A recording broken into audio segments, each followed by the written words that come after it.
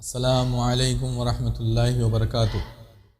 الحمدللہ رب العالمین والصلاة والسلام علی اشرف الانبیاء والمرسلین نبینا محمد وعلی آلہ وصحبہ اجمعین ومن تبعہم بإحسان الی یوم الدین، اما بعد۔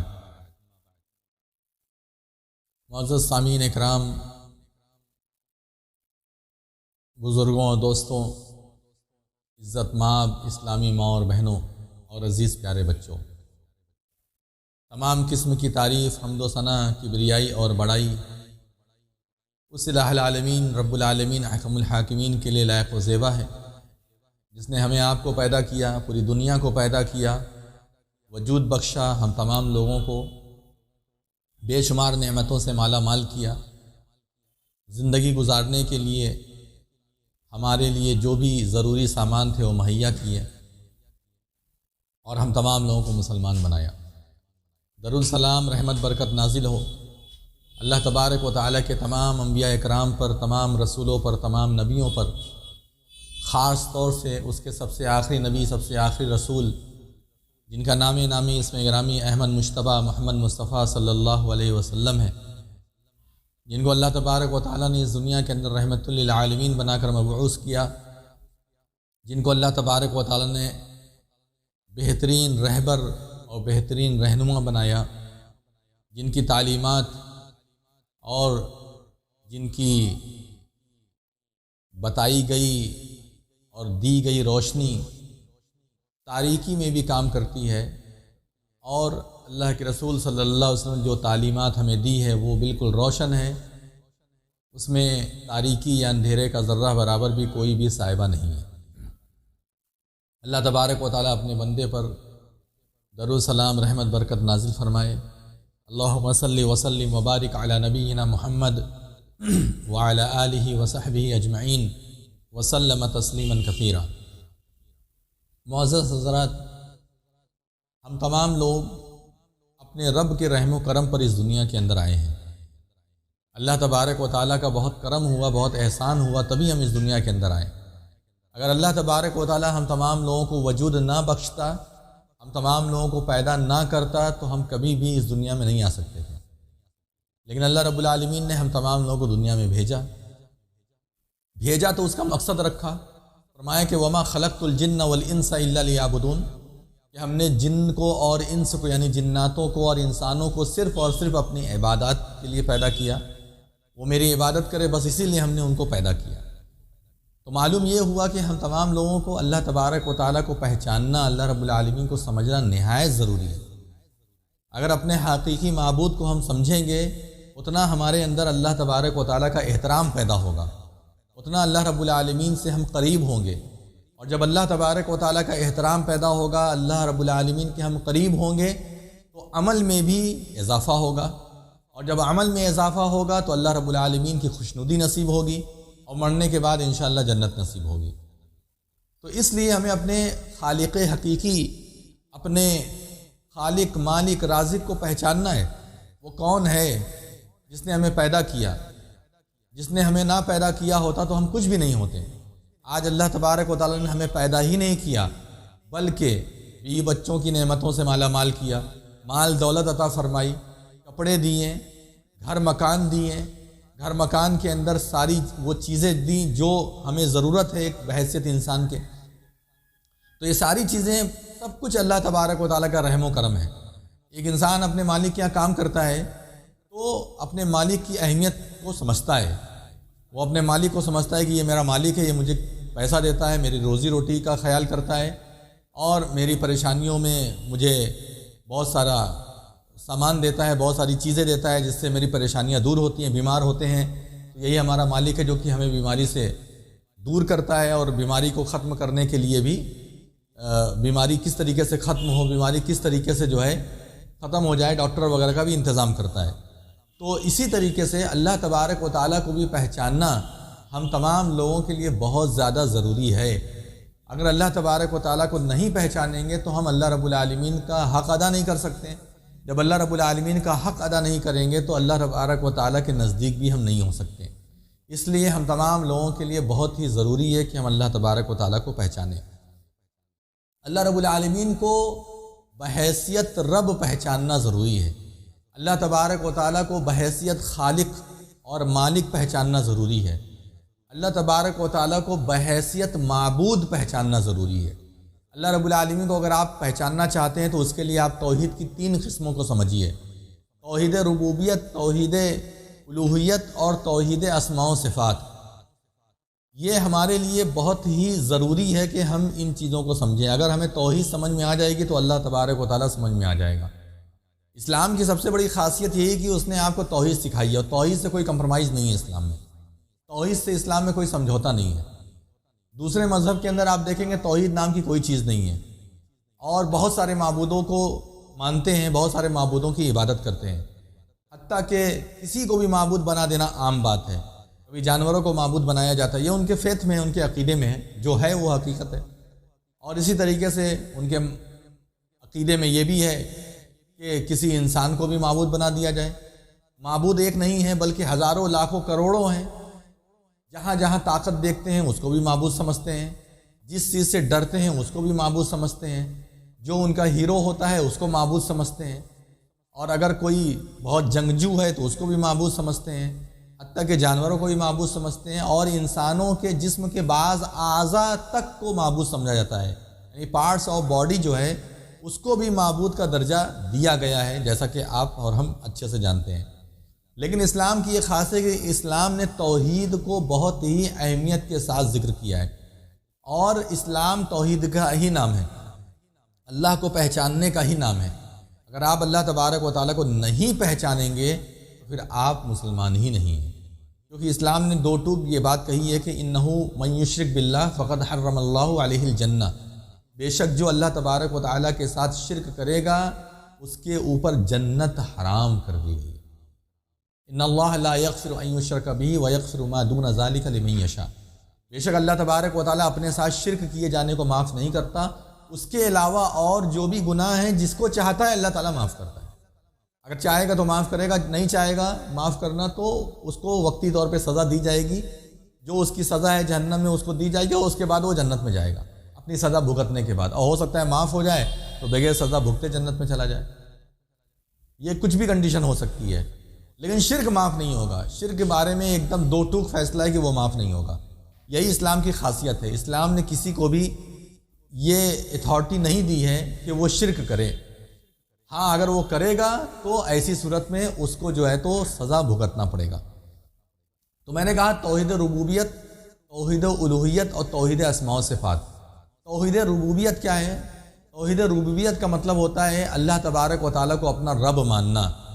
رب ماننا یعنی اسی نے ہمیں پیدا کیا، اسی نے ہمیں نعمتوں سے مالا مال کیا، اور وہی ہمیں کھلاتا ہے پلاتا ہے، یہ ہے رب ماننا، توحید ربوبیت۔ اس کے بعد ہے توحید الوہیت۔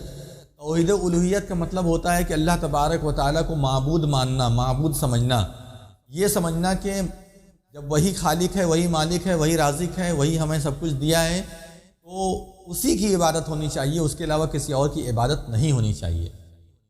یعنی اللہ تبارک و تعالیٰ کو جو درجہ دیا گیا ہے وہ درجہ کسی اور کو آپ نہیں دے سکتے ہیں۔ عبادت صرف اور صرف اللہ تبارک و تعالیٰ کی کریں گے، باقی کسی کی عبادت نہیں کریں۔ اور عبادت کے جتنے بھی کام ہیں، جتنی بھی طریقے عبادتیں ہیں، چاہے سجدہ کرنا ہو، نماز ہو، روزہ ہو، دعائیں مانگنا ہو، خوف ہے، نظر ہے، نیاز ہے، منت ہے، اور دیگر جتنی بھی عبادت کے طریقے ہوتے ہیں، سارے کے سارے طریقے کو اللہ کے لیے خاص کرنا، یہی جو ہے الوہیت کا معنی ہے، توحید الوہیت، یعنی اللہ تبارک و تعالیٰ کو معبود ماننا، اللہ رب العالمین کو معبود سمجھنا، اللہ کے سوا کوئی بھی عبادت کے لائق نہیں ہے، یہ سمجھنا۔ اور اس کے بعد ہے توحید اسماء و صفات۔ توحید اسماء و صفات کا مطلب ہوتا ہے کہ اللہ تبارک و تعالیٰ کے بعض نام ہیں جو اس کے لیے خاص ہیں، بعض صفات ہیں جو اللہ کے لیے خاص ہیں، تو ان اسماء و صفات میں شریک نہیں کرنا، اس کو اللہ کے لیے خاص ماننا، اکیلا ماننا، کسی اور کے اوپر فٹ نہیں کرنا، کسی اور کے اندر وہ صفت تسلیم نہیں کرنا، یہ ہے توحید اسماء و صفات۔ جیسے اللہ رب العالمین رحمان ہے، اس کے جیسا رحم کرنے والا کوئی نہیں۔ اللہ تعالیٰ سمیع ہے، بصیر ہے، اللہ تعالیٰ سنتا ہے اور اللہ تعالیٰ دیکھتا ہے۔ جیسا اللہ تعالیٰ سنتا ہے دیکھتا ہے ویسا کوئی نہیں سنتا دیکھتا۔ اللہ تبارک و تعالیٰ لاکھوں کروڑوں اور جتنی بھی اس دنیا میں لوگ ہیں جو بھی بول رہے ہیں، حتیٰ کہ سینے کے اندر جو چھپی ہوئی باتیں وہ بھی اللہ تعالیٰ جانتا ہے۔ ان تمام کی تمام چیزوں کو اللہ رب العالمین جانتا ہے، اب یہ صفت اٹھا کر کے کسی مخلوق کے اندر فٹ کر دینا، یہ توحید اسماء و صفات سے بغاوت ہے۔ تو توحید اسماء و صفات یعنی اللہ کے جو خاص نام ہے وہ، اللہ کی جو خاص صفات ہے وہ، ان میں اللہ تبارک و تعالیٰ کو اکیلا سمجھنا، اور جو بھی اختیارات ہیں اللہ تبارک و اتھارٹی ہے جو اللہ رب العالمین نے اپنے لیے بالکل خاص کر لی، کسی کو کچھ بھی حصہ نہیں دیا ہے، تو اس میں اللہ تبارک و تعالیٰ کو بالکل اکیلا اور منفرد سمجھنا، یہ جو ہے توحید اسماء و صفات۔ ان تین توحید پر آپ چلیں گے تبھی آپ اللہ تبارک و تعالیٰ کو پہچانیں گے۔ باقی اللہ رب العالمین کو آپ سمجھیے، کس طریقے سے آپ سمجھیں گے؟ قرآن کے ذریعے سے سمجھیں گے۔ اللہ تبارک و تعالیٰ نے قرآن مقدس میں اپنے بارے میں جیسے جیسے باتیں بیان کی ہیں، اللہ رب العالمین نے قرآن مقدس میں جس طریقے سے اپنا تعارف کرایا ہے، ان تعارف کو بھی سمجھنے کی ضرورت ہے۔ اللہ تبارک و تعالیٰ کیا ہے؟ اللہ رب العالمین نے اپنے بارے میں کہا کہ انہو علیم بذات الصدور، بے شک اللہ تبارک و تعالیٰ سینے کے بھید کو بھی جانتا ہے، سینے کے اندر جو بھی بھید ہے سارے کے سارے بھید کو اللہ تبارک و تعالیٰ جانتا ہے۔ اللہ تبارک و تعالیٰ نے فرمایا اپنے بارے میں کہ هو اللہ الذی لا الہ الا ہو، وہی اللہ تبارک و تعالیٰ ہے جس کے سوا کوئی بھی عبادت کے لائق نہیں ہے۔ عالم الغیب والشہادہ هو الرحمن الرحیم، غیب کی باتوں کو جانتا ہے، جو حاضر ہے اس کو بھی جانتا ہے، جو حاضر ہے اس کو بھی جانتا ہے، جو چھپی ہوئی باتیں اس کو بھی جانتا ہے۔ کوئی نہیں جانتا غیب کی بات، یہ اللہ کا خاص معاملہ ہے۔ غیب کی بات کوئی نہیں جانتا۔ کوئی بعض آثار سے آپ کو کچھ بتا دے تو وہ غیب نہیں ہے۔ کسی نے کچھ تخمینہ لگایا، اندازہ لگایا، کچھ دیکھ کر کے اپنے تجربے کی بیس پر یا اپنے علم کے بیس پر اس نے تخمینہ اندازہ لگایا اور اندازہ لگا کر کے اس نے کچھ بتایا، تو وہ ایسا نہیں ہے کہ غیب بتانے والا ہو گیا، بلکہ غیب کا جانکار اصل اللہ ہے۔ بغیر وسائل کے آدمی بتائے تو سمجھ میں آئے بات، اور بغیر وسائل کے کوئی کچھ بتا ہی نہیں سکتا ہے۔ ابھی ہم 1 گھنٹے کے بعد کیا کریں گے کون جانتا ہے؟ اگر میری طبیعت خراب ہے، کچھ چیک اپ کرنے کے بعد ڈاکٹر بول سکتے ہیں 1 گھنٹے کے بعد کیا ہوگا، وہ اندازہ لگا سکتے ہیں، تخمینہ لگا، لیکن بغیر چیک اپ کیے، بغیر کچھ دیکھے، میرے حال احوال کو دیکھے بغیر وہ کچھ نہیں بول سکتے، لیکن اللہ تعالیٰ جانتا ہے۔ تو اللہ تبارک و تعالیٰ کو ایسے ہی سمجھنا پڑے گا۔ یہی ہم سے غلطیاں ہو رہی ہیں کہ ہم لوگ اللہ رب العالمین کو کما حقہ سمجھتے نہیں۔ فرمایا کہ هو اللہ الذی لا الہ الا هو عالم الغیب والشہادہ، غیب کو جانتا ہے اور جو حاضر ہے اس کو جانتا ہے۔ هو الرحمن الرحیم، وہ اللہ تبارک و تعالیٰ رحمان ہے، وہ اللہ تبارک و تعالیٰ رحیم ہے۔ هو اللہ الذی لا الہ الا هو، وہی اللہ تبارک و تعالیٰ جس کے سوا کوئی عبادت کے لائق نہیں ہے۔ الملک، القدوس، السلام، المؤمن، المہیمن، العزیز، الجبار، المتکبر، بہت ساری صفات یہاں پر اللہ رب العالمین نے ذکر کی ہے۔ تو اب ان صفات کو ذرا غور کیجئے کیا ہے۔ فرمایا هو اللہ الذی لا الہ الا هو، وہی اللہ ہے جس کے سوا کوئی عبادت کے لائق نہیں ہے۔ الملک، وہی بادشاہ ہے، حقیقی بادشاہ وہی ہے۔ ان الارض للہ یورثها من یشاء من عبادہ، زمین اللہ تبارک و تعالیٰ کی ہے، جس کو چاہتا ہے اس کو وارث بنا دیتا ہے۔ وقتی طور پہ کوئی بھی وارث بن جاتا ہے، وہ الگ بات ہے، لیکن حقیقی مالک اللہ تبارک و تعالیٰ ہے۔ اگر حقیقی مالک اللہ تبارک و تعالیٰ نہ ہوتا، دنیا والے ہوتے، تو وہ کبھی بھی ان کو گرہن نہیں لگتا۔ گرہن کا مطلب کیا ہے؟ کبھی بھی وہ زوال پذیر نہ ہوتے، کبھی ان کی حکومت ختم نہیں ہوتی۔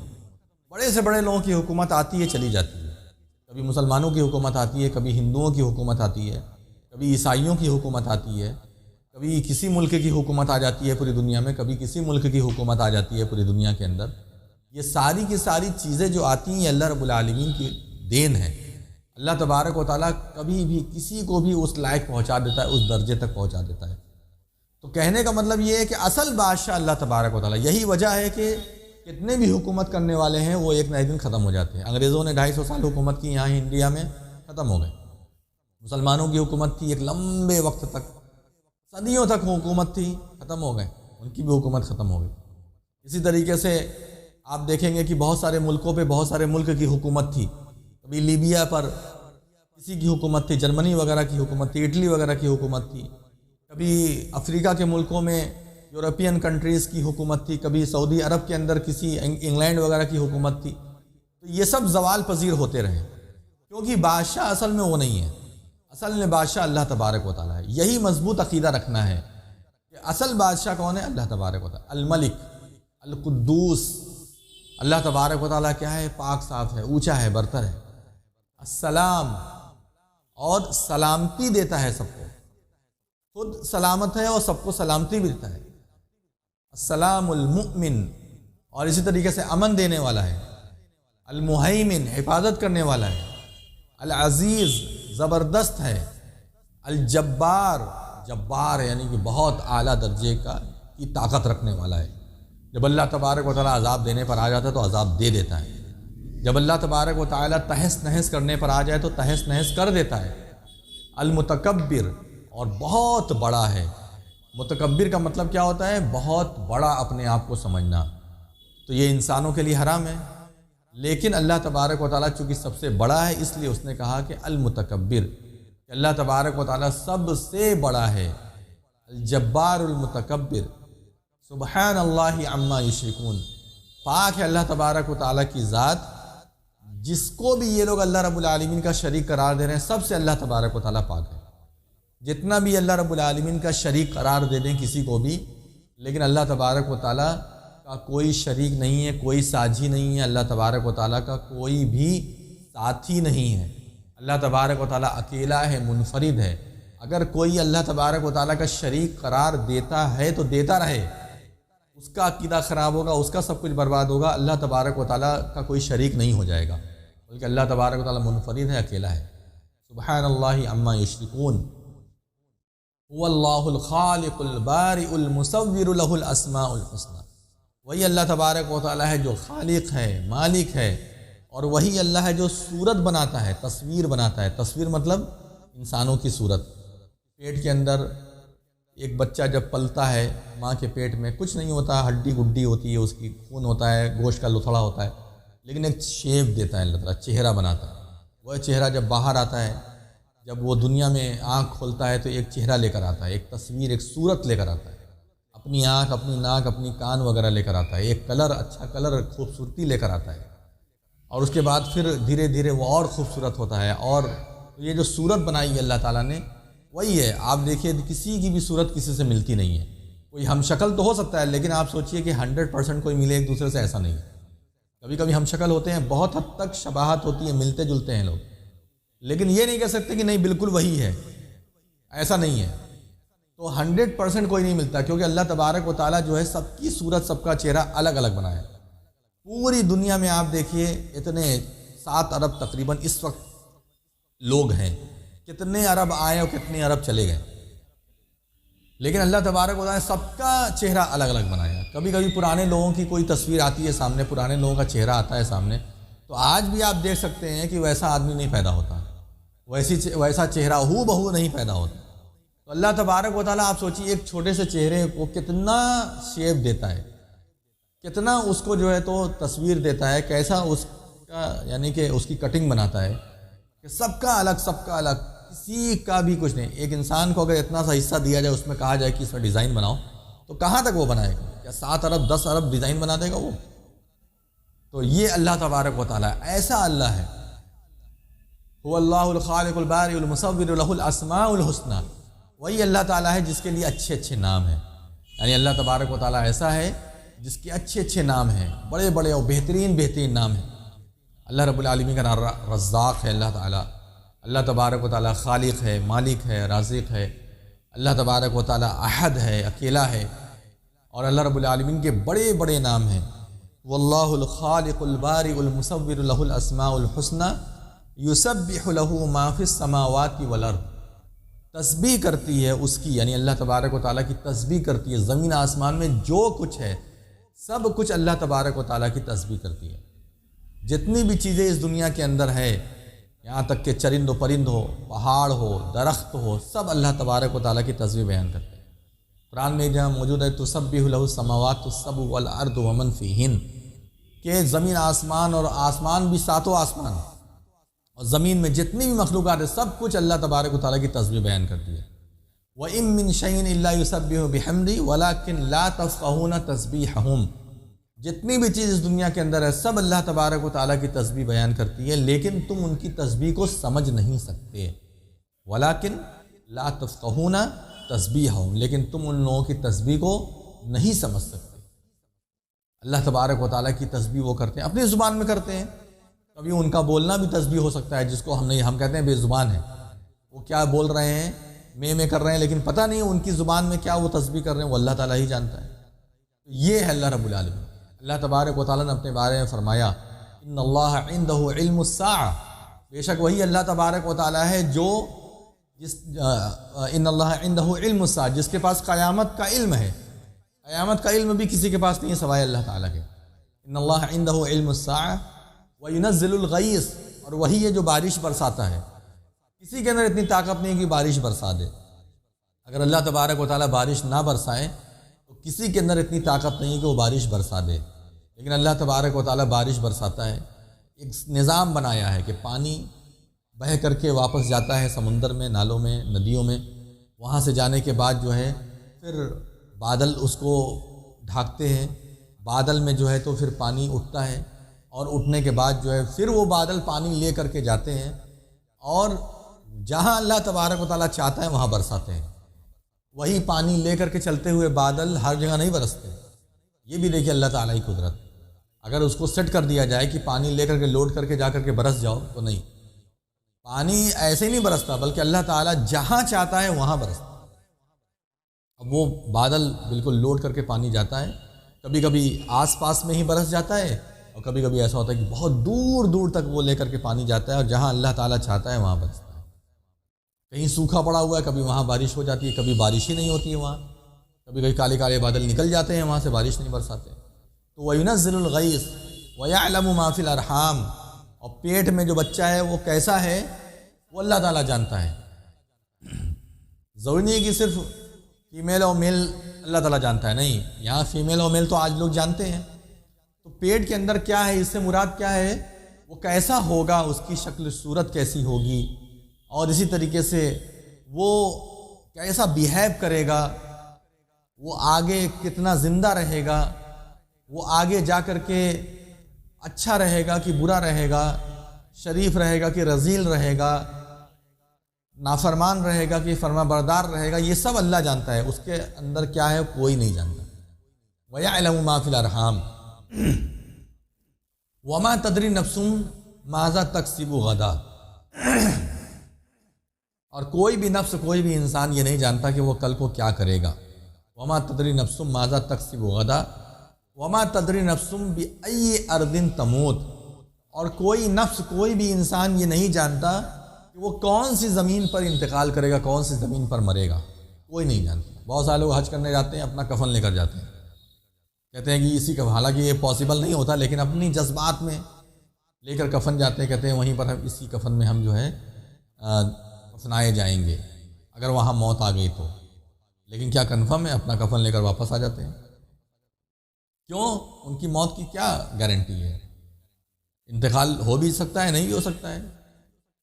اور ایک انسان سوچتا ہے کہ میں یہیں مروں گا، یہیں مروں گا، یہیں مروں گا، اپنے شہر بنارس کے اندر مروں گا، مثلاً ایک مثال دے رہا ہوں، لیکن آخری وقت میں وہ پتہ نہیں کہاں کہاں پہنچ جاتے ہیں۔ کتنے لوگ ایسے ہیں جو صرف گھومنے ٹہلنے کے لیے بنگلور گئے، یہاں وہاں گئے، وہیں ان کا انتقال ہو گیا۔ سوچا ہی نہیں تھا کہ بنگلور کی زمین انہیں نصیب ہوگی، سوچا ہی نہیں تھا کہ جو ہے سعودی عرب کی زمین انہیں نصیب ہوگی۔ زندگی پوری گزار دی اور دل میں یہ بیٹھائے ہوئے تھے کہ فلاں قبرستان میں، فلاں کے بغل میں ہم دفن ہوں گے، یہاں تک سوچے رہتے ہیں، لیکن نہیں ہے مقدر میں۔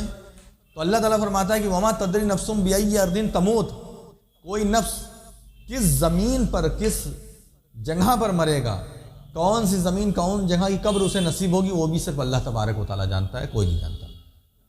یہ ہے اللہ تبارک، اتنا ڈیٹیل سے کسی بھی مذہب کے اندر بیان نہیں کیا گیا اپنے معبود کے بارے میں۔ آپ غیر مسلموں سے پوچھیں اپنے معبود کی تعریف کرو، کون ہے وہ، کیا کرتا ہے، کیسا کرتا ہے، کیا اس کا کوئی شریک ہے، کوئی اس سے ملنے جلنے والا ہے، کیا اس نے کام بانٹ دیا ہے، کیا ایسا بھی ہو سکتا ہے سجدہ اس کو بھی ہو جائے، اس کو بھی ہو جائے، کیا وہ خدا یہ گوارا کرتا ہے، وہ معبود، وہ بھگوان یہ گوارا کرتا ہے کہ اس کو بھی سجدہ کرو، اس کو بھی سجدہ کرو، سب کو سجدہ کرو؟ کوئی جواب نہیں ہے۔ کیا رسم رواج ہونا چاہیے، کیا مذہب کا ایک پروسیس ہونا چاہیے، مذہب پر کیسے عمل کریں، کیا ہونا چاہیے، کچھ بھی ان کے پاس نہیں ہے۔ کبھی ناچتے گاتے ہیں، کبھی ڈھول نگاڑا بجاتے ہیں، کبھی شراب پیتے ہیں، کبھی کچھ کرتے ہیں، کبھی کچھ کرتے ہیں، یہی مذہب ہے۔ لیکن اسلام ایسا نہیں. اسلام نے ہر چیز بیان کی، سسٹم بتایا ہے، ہر چیز کا پروسپیکٹس اسلام کے اندر ہے، اس کے حساب سے چلنا ہے. یہی اسلام، کیونکہ اسلام سچا دین ہے، سچا مذہب ہے، اور اسلام کی یہ خاصیت ہے. تو اپنے رب کو پہچانیں. ان اللہ عندہ علم الساعہ وینزل الغیث ویعلم ما فی الارحام وما تدری نفس ماذا تکسب غدا وما تدری نفس بأی ارض تموت. یہ 5 ایسی چیزیں جس کا علم کسی کو نہیں ہے. باقاعدہ نبی صلی اللہ علیہ وسلم نے فرمایا کہ یہ مفاتیح 5 ہے، یعنی 5 وہ خاص علم جس کو اللہ رب العالمین نے کسی کو نہیں دیا ہے. خود آپ صلی اللہ علیہ وسلم فرماتے ہیں کہ مجھے بھی اس کا علم نہیں ہے، یہ اللہ تعالیٰ ہی کو معلوم ہے. جبرائیل السلام ایک مرتبہ انسان کی شکل میں آ کے آپ سے پوچھیں کہ اخبرنی عن الساعہ، مجھے قیامت کے بارے میں بتائیے، قیامت کب آئے گی، مجھے بتائیے اس کے بارے میں. تو رسول صلی اللہ علیہ وسلم نے کیا فرمایا؟ مل مسئول عنہا بعلم من السائل. اس معاملے میں سائل و مسئول دونوں برابر ہیں. جس سے پوچھا جا رہا ہے اس کو پوچھے جانے، جو پوچھ رہا ہے اس سے زیادہ علم نہیں ہے. میرا اور تمہارا علم اس سلسلے میں برابر ہے. تو یہ مفاتیح 5 یہ اللہ رب العالمین جانتا ہے. اللہ تبارک و تعالیٰ کون ہے؟ آیت الکرسی لوگ پڑھتے ہیں، لوگ یاد کرتے ہیں، نماز کے بعد بھی پڑھنے کی اس کی فضیلت ہے، رات میں سوتے وقت پڑھنے کی اس کی فضیلت ہے. بچوں کو یہ آیت یاد ہوتی ہے، آیت الکرسی، کیونکہ اس میں کرسی کا ذکر ہے. کیا ہے اس میں آیت الکرسی میں؟ آیت الکرسی میں صرف اللہ تبارک و تعالیٰ کی عظمت ہی تو بیان کی گئی ہے. اللہ رب العالمین اپنا ڈیفینیشن کرتا ہے، اپنے بارے میں بتاتا ہے. جیسے سورہ اخلاص ہے ویسے ہی سورہ بقرہ کے اندر آیت الکرسی ہے. اس میں اللہ رب العالمین نے اپنا تعارف کرایا ہے. تو فرمایا کہ اللہ لا الہ الا هو الحی القیوم، وہی اللہ تبارک و تعالیٰ جو زندہ ہے، قیوم، سب کو تھامے ہوئے ہے، خود بھی قائم ہے اور سب کو تھامے ہوئے ہے. یہ زمین کو تھامے ہیں، آسمان کو تھامے ہیں، پہاڑ کو تھامے ہیں. سب سے طرف سے اگر اپنا کنٹرول ہٹا لے تو پتہ نہیں دنیا میں کیا ہو. اور کبھی کبھی کنٹرول ہٹاتا ہے، کبھی کبھی چھوڑتا ہے، ڈھیل دیتا ہے اور حکم دیتا ہے کہ تم جو چاہے وہ کرو، عذاب دو یا ایک آزمائش کے طور پر الرٹ جاری کرو. تو بھوکمپ آتا ہے، سونامی آتی ہے، آگ کبھی لگ جاتی ہے کہیں، کبھی جو ہے تو ایکسیڈنٹ ہو جاتا ہے، کبھی کچھ ہو جاتا ہے، کبھی اللہ تعالیٰ سب کو تھامے ہوئے. اگر اپنا ڈھیل دے تو ایسی صورت میں جو ہے پتہ نہیں کیا کیا ہو، پورا نظام درہم برہم ہو جائے گا، لوگ ہلاک ہو جائیں گے، برباد ہو جائیں گے. پانی ہے، پانی کا ایک نظام ہے، ذرا سا پانی راستہ اپنا بدل دیتا ہے، ساری کہانی ختم. بڑی بڑی بلڈنگیں بالکل پتوں کی طرح ڈھہ جاتی ہیں. تو اللہ لا الہ الا هو الحی القیوم لا تأخذہ سنۃ ولا نوم. نہ تو وہ اونگ لیتا ہے نہ وہ نیند لیتا ہے، یعنی نیند بھی نہیں آتی اس کو اور اونگ بھی نہیں آتی. نیند کا مطلب کیا ہے؟ سونا کھراٹے مار کے، اور اونگ کا مطلب ہوتا ہے جھپکی لینا. تو اللہ تبارک و تعالیٰ کو جھپکی بھی نہیں آتی. ایک انسان کے لیے یہ ممکن ہی نہیں کہ وہ بغیر جھپکی کے زندہ رہے، بغیر نیند کے زندہ رہے. آپ 5 گھنٹہ 6 گھنٹہ 7 گھنٹہ 8 گھنٹہ تو آپ کو نیند چاہیے ہی چاہیے 24 گھنٹے میں. اگر آپ 2 دن لگاتار جاگ جاتے ہیں کسی وجہ سے تو آپ بالکل خفتی الحواس کی طرح ادھر ادھر بھاگیں گے. آپ کا دماغ کام نہیں کرے گا، آپ کی آنکھ کام نہیں کرے گی. اگر آپ 2 دن 3 دن بغیر جو ہے تو سوئے رہ جائیں تو آپ کے ساتھ بہت بڑا مسئلہ کھڑا ہو جائے گا. تو اس لیے اللہ تبارک و تعالیٰ نے جو ذکر کیا ہے اپنے بارے میں، وہ صفات اس کے لیے خاص ہے.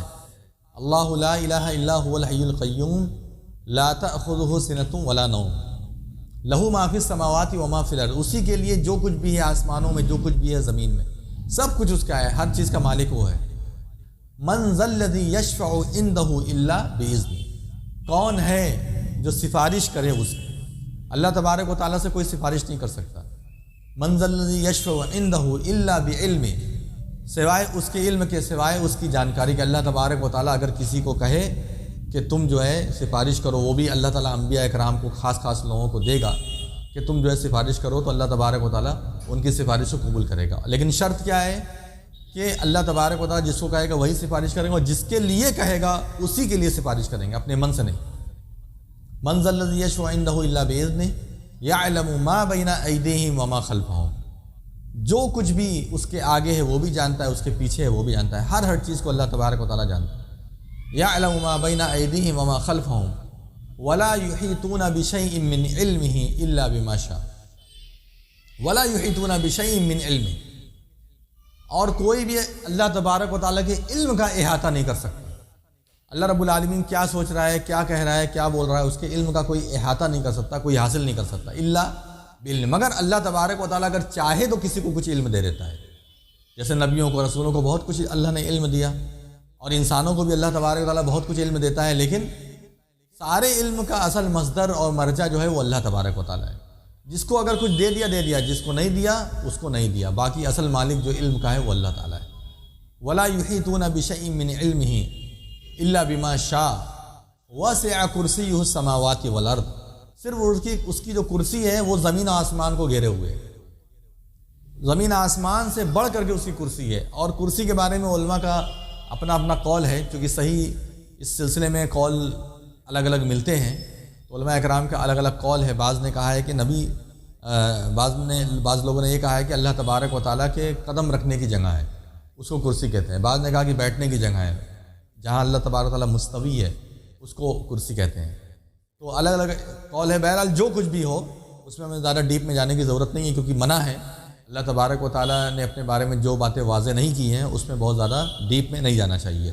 تو اس لیے جتنا علم ہے بس اتنے پہ ہی آپ رہیے۔ کچھ بھی ہے اللہ تعالیٰ کی کرسی سے، چاہے کرسی ہو، بیٹھنے کی جگہ، چاہے قدم رکھنے کی جگہ ہو، کچھ بھی ہو، بہرحال اللہ رب العالمین اتنا طاقتور ہے، اتنا اس کا پاور ہے، اتنا اس کا اختیار ہے۔ وسع کرسیہ السماوات والارض ولا یؤودہ حفظہما، اور زمین آسمان اور اس میں جو کچھ بھی ہے اس کی حفاظت سے اللہ تبارک و تعالیٰ کبھی بھی تھکتا نہیں ہے، اکتاتا نہیں۔ وہو العلی العظیم، اور وہ اللہ تبارک و تعالیٰ کیا ہے؟ علی ہے، اعلیٰ درجے کا ہے اور عظیم ہے، بہت ہی عظمت والا ہے۔